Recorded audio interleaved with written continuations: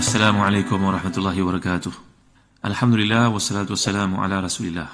Innal hamdalillah nahmaduhu wa nasta'inuhu wa nastahdihi wa nastaghfiruh wa natubu ilayhi wa natawakkalu alayhi wa na'udzu billahi min shururi anfusina wa sayyiati a'malina. May yahdihillahu fala mudilla lahu wa may yudlil fala hadiya lahu.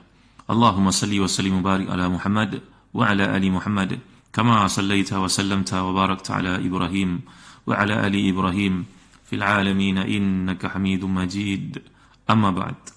Para pendengar rancangan Lembayung Al-Quran yang dimuliakan Allah sekalian, kita masih lagi bincangkan pada ayat yang ke-12 surah Luqman, musi tafsir Ibn Kathir. Kalau tuan memiliki tafsir Ibn Kathir, tolong buka pada jilid yang ke-7, muka surat 272 dan seterusnya. A'udzubillahi minasyaitanirrajim. Wa laqad atayna Luqmanal hikmata an yashkur lillah wa man yashkur fa innama yashkuru li nafsihi wa man kafara fa innallaha ghaniyyun hamid. Sadaqallahul azim. Dan sungguhnya telah kami berikan hikmah kepada Luqman, iaitu bersyukurlah kepada Allah. Dan barang siapa yang bersyukur kepadanya, maka sungguhnya dia bersyukur untuk diri sendiri. Dan barang siapa yang tidak bersyukur, maka sungguhnya Allah Maha Kaya lagi Maha Terpuji. Jadi telah seterang kepada tuan, kelompok ayat yang lalu berbincang bahawa Quran ini penuh dengan hikmah. Dia merupakan panduan bagi golongan yang dikenali sebagai al-muhsinin, iaitu mereka yang menerapkan hikmah dalam kehidupannya. Bagi orang-orang yang kafir, yang bersikap angkuh, mereka akan berada jauh daripada kebijaksanaan. Dan kemudian kelompok ayat ini menguraikan tentang salah seorang daripada manusia mendapat hikmah, iaitu Luqman. Sambil Allah membawakan kepada kita beberapa butir hikmah yang Allah berikan kepadanya, dan seterusnya dipanjangkan kepada anaknya. Setengah riwayat menunjukkan bahawa anak Luqman pada peringkat awal merupakan seorang musyrik. Kemudian dia masuk Islam dengan hidayah yang Allah berikan dengan apa disampaikan oleh si ayah. Kalau kita lihat penyebutan daripada awal surah ni, bila Allah menyatakan dan, iaitulah pada ayat yang ke-6 yang lalu, kalau kita perhatikan, dia bertujuan untuk menghubungkan kisah Nadar bin Al-Harith dan kisah Luqman dalam ayat ini. Perhatikan bagaimana ayat yang sedang kita bincangkan, ayat ke-12 ni, walaqad ataina Luqman al-hikmat an yashkur lillah. Jadi maknanya penyebutan ini ada kaitan dengan kisah Nadar bin Al-Harith dalam ayat ke-6 dan kisah lelaki yang menderita, yang berusaha untuk mengesongkan umat Quraisy pada masa itu. Dia mendengar hidayah yang dibawakan Nabi SAW, Quran yang dibacakan, sama ada dengan bawa Mughaniyah atau membawa Qasas yang dibawa kisah-kisah pencapaian ataupun kejayaan orang Parsi contohnya dalam pembangunan bersifat keduniaan itu. Jadi dapat kita lihat kaitan ni kata Imam Al-Biqai amat aneh sekali, amat pelik, janggal. Iaitu yang pertama sekali, perkara yang gharib ini, Nadar bin Harith telah memberi kesesatan, sedangkan kisah yang kedua, Luqman ini menawarkan kepada anaknya dan sekaligus menjadi panduan untuk kita semua, satu yang sifatnya bagaimana jalan memperoleh hidayah dan juga hikmah. Demikianlah kata Imam Tahir Ibn Ashur dan tafsirnya. Jadi penggunaan waw ataf dalam ayat ke-12 adalah lanjutan daripada ayat ke-6 yang lalu, bila Allah menceritakan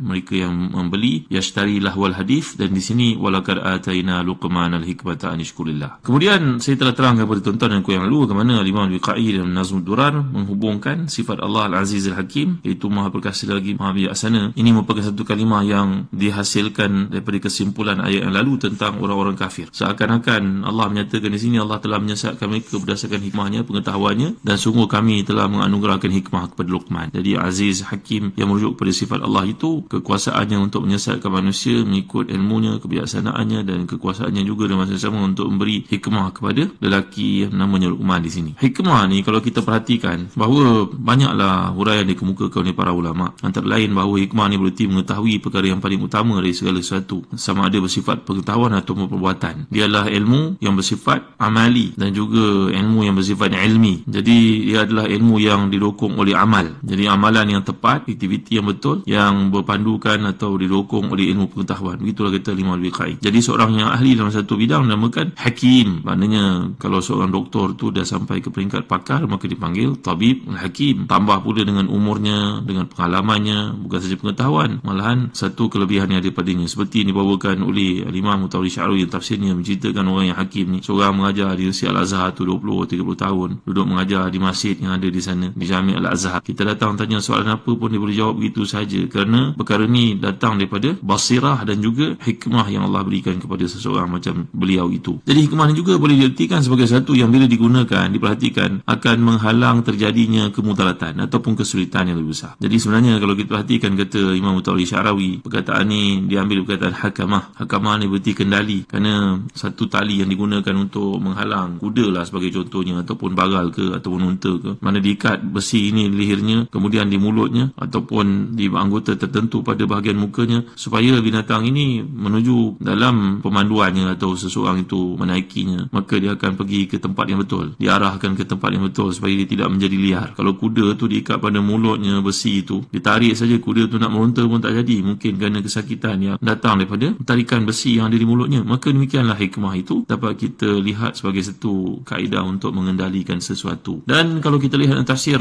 Zadul Masir, Imam Ibn Jauzi mengemukakan di sana ada 12 perkataan yang merujuk pada hikmah, iaitu ketika beliau mentafsirkan ayat 269 surah Al-Baqarah, a'udzubillahi minasyaitanirrajim, yu'til hikmata man yasha' wa may yu'til hikmata faqad utiya khairan katsira wa ma yadhakkaru illa ulul albab. Berarti Allah Taala yang berikan hikmah kepada siapa yang dikehendakinya. Sesiapa yang dianugerahi dengan hikmah itu, sungguhnya dia telah mendapat kebaikan yang sangat banyak, dan tidaklah mendapat peringatan melainkan orang yang menggunakan akal. Jadi kat sini Imam Ibn Jauzi mengemukakan ada 11 pandangan yang merujuk kepada hikmah itu. Contohnya bahawa maksud hikmah itu adalah Quran sendiri. Ini merupakan perkataan ataupun tafsiran Ibn Mas'ud, Mujahid, Dhahak, Muqatil dan lain-lain. Kedua kata beliau, ma'rifatu nasikh al-Quran wa mansukhihi wa muhkamihi wa mutasyabihihi wa muqaddamihi wa muakharihi. Jadi yang dimaksudkan di sini pengetahuan dalam tahlil Al-Quran itu dipanggil sebagai hikmah. Dia termasuklah ilmu nasikh dan juga mansukh, ilmu muhkam, mutasyabihat, muqaddam, muakhar. Ini merupakan pendapat daripada Ali bin Abi Talha, daripada Ibn Abbas radhiyallahu anhum wa ardahum jami'an. Yang ketiga kata beliau, hikmah ni mungkin juga merujuk kepada nubuwah, bergantung pada konteks ayat. Ini merupakan pandangan Abu Salih daripada Ibn Abbas. Banyak pendapat ini datang daripada Ibn Abbas radhiyallahu anhu. Seterusnya kita lihat yang keempat kata beliau, maksud hikmah ni kalau digunakan dalam Quran, kadang-kadang ia bermaksud al-fahmu fil Quran. Ini kata Abu Aliyah wa Qatadah wa Ibrahim. Seterusnya yang kelima, maksud hikmah ni adalah merujuk kepada al-ilmu wal fiqhu, ilmu dan juga kefahaman. Ini merupakan pendapat Laith daripada Mujahid. Yang keenam iaitu al-isabah fil qaul. Ini merupakan pendapat juga diambil daripada Mujahid.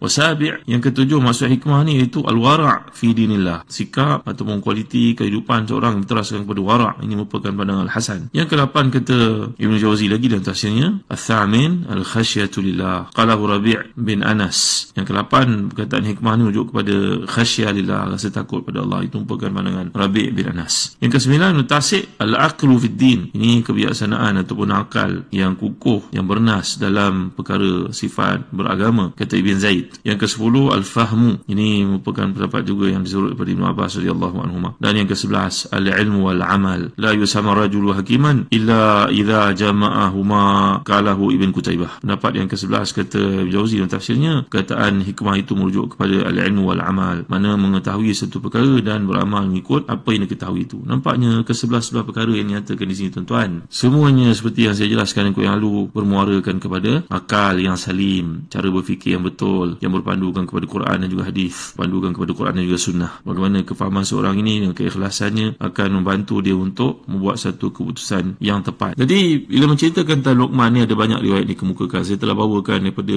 tafsir Ibn Jarir Tabari, siapakah Luqman ini. Ada berbagai kisah yang dapat kita lihat tentang Luqman ini. Ada yang mengatakan bahawa dia berasal daripada Nubah, ini penduduk air lah. Ada yang mengatakan berasal dari Ethiopia, ada yang mengatakan dia berasal dari Mesir bahagian selatan itu yang namanya Sudan. Dulu negara Mesir itu besar tuan-tuan. Mesir dan juga Sudan itu satu negara. Dia panggil Mesir Utara dengan Mesir Selatan. Mesir Sudan itu orang di situ, orang Arab yang berkulit hitam dipanggil Sudan. Sudan jamak pada Aswad. Tapi datang British dengan apa yang dipanggil sebagai divide and rule, mereka telah membahagikan negara Mesir yang besar itu menjadi dua. Mesir Utara, selatan dipanggil Sudan. Kumpullah orang kulit hitam. Seolah begitulah tuan-tuan di mulia Allah sekalian. Ada juga yang mengatakan bahawa Luqman ni seorang Ibrani. Profesionnya pun, kerjanya pun adalah persisian, menceritakan sama ada dia seorang penjahit ke, tukang kayu ke, juga pengembala ke. Yang pentingnya menarik apa yang dikemukakan oleh Dr. Latif Nabulusi dan tafsirnya, bahawa Allah Taala menyatakan satu perkara secara terang dan ada perkara yang Allah tidak nyatakan secara detail, secara halus, secara terperinci. Maka tujuan antara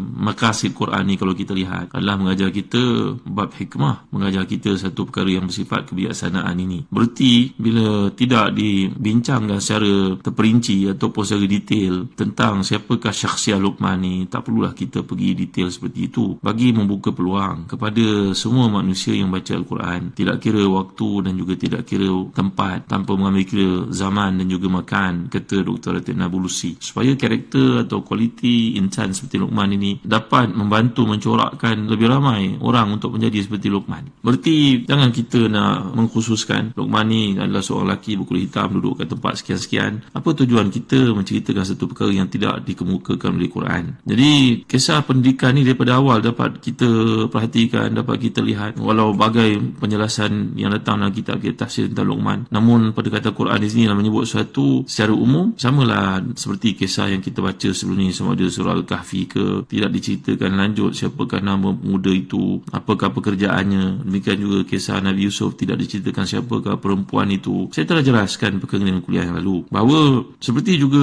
halnya Luqman yang Allah bawakan dalam surah ni, Allah tidak menjelaskan detail tentangnya. Quran tidak bawa detail supaya kita tidak lari daripada fokus hikmah yang dikehendaki oleh Allah di sebalik kisah ni, supaya kita mengambil perumahan dalam kehidupan untuk meniru manusia ini tentang akhlaknya, manhajnya, dedikasi yang beliau tunjukkan. Jadi Luqman ni adalah satu peribadi yang unggul yang telah memanfaatkan hidupnya mengikut perintah Allah Subhanahu Wa Taala dan telah pun mengikut lunas-lunas sifat ihsan yang kita sebutkan daripada awal lagi, dalam tindakannya, dalam amalannya, dalam percakapannya. Kita akan lihat panggilan kepada anak pun Allah menggunakan satu bahasa yang sangat lembut, bertujuan supaya seorang ayah, seorang ibu memeluk, mendakap, mencium anak-anaknya dengan perkataan dan juga tindakan seperti yang Luqman lakukan. Jadi Luqman ni adalah satu peribadi yang telah pun memanfaatkan hidupnya mengikut ketetapan Allah SWT, sehingga Allah menggunakan hikmah kepadanya. Memang kita tahu bahawa manusia sebahagiannya dikurniakan nubuwah, yakhtassu bi rahmatihi ma yasha, Allah memberikan kelebihannya, anugerahnya kepada siapa yang dikehendaki olehnya, dan Allah SWT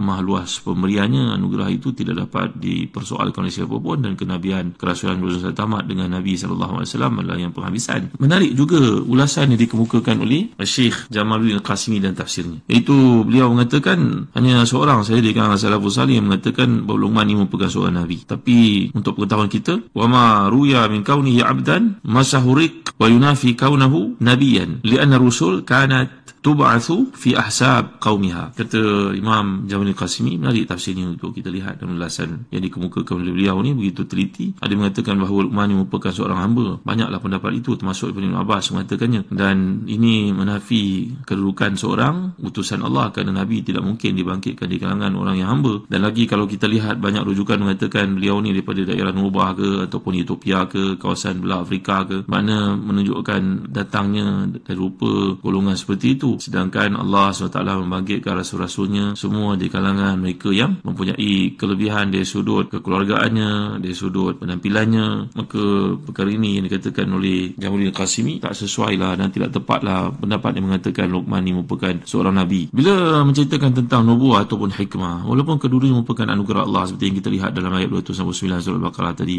yu'til hikmata man yasha' wa man yu'tal hikmah, sebenarnya ia boleh dikurniakan oleh Allah SWT kepada siapa sahaja yang dikehendakinya bila kita sebut tentang hikmah. Berbeza daripada nubuah. Apakah buktinya tuan-tuan? Imam Mutawalli Sya'rawi membawakan tafsirnya satu tafsiran yang menarik. Umpama radio yang kita gunakan, transmitter dipanggil, supaya dapat di pick up sesuatu, mungkin siaran ke ataupun satu rancangan ke yang boleh kita dengar, bila dia memiliki transmitter yang betul. Kalau tidak memiliki transmitter itu, maka tidak bolehlah dipindahkan satu benda itu kepadanya. Maka demikian juga readiness ataupun persiapan, kesediaan kita ni untuk menjadi tempat dikurniakan Allah kelebihan-kelebihan sedemikian. Ada banyak bukti. Saya akan bawakan kepada tuan-tuan bagaimana manusia, walau mereka bukan Nabi, tetapi mereka mendapat ilham daripada Allah. Contohnya Sayyidina Umar Khattab radhiyallahu anhu, yang telah pun pandangannya berbetulan ataupun bertepatan, serasi dengan apa yang terdapat dalam Quran sebelum Quran diturunkan. Ini dipanggil sebagai Muwafaqat Umar, ditulis oleh Ibn Suti dalam kitabnya Tarikh Al-Khulafa. Begitu juga dalam Majma'uz Zawaid, juga diulas oleh Al-Imam Ibn Hajar Al-Fathul Bari. Menarik, ada lebih 20 tempat. Tuan-tuan tahu tak, kata-kata Sayyidina Umar ini yang menepati apa yang terdapat di sisi Allah. Bukanlah Allah mengikuti pandangan Umar dalam kenyataannya itu, tetapi ia menunjukkan kepada fitrah sawiyah yang ada pada Sayyidina Umar. Dan saya pernah ceritakan kepada tuan-tuan mimpi Rasulullah terhadap Umar, bahawa Rasulullah minum susu dan bakinya diberi kepada Umar. Perkara ini akan saya uraikan akan datang, kerana ia berkaitan dengan hikmah, ia berkaitan dengan ilham,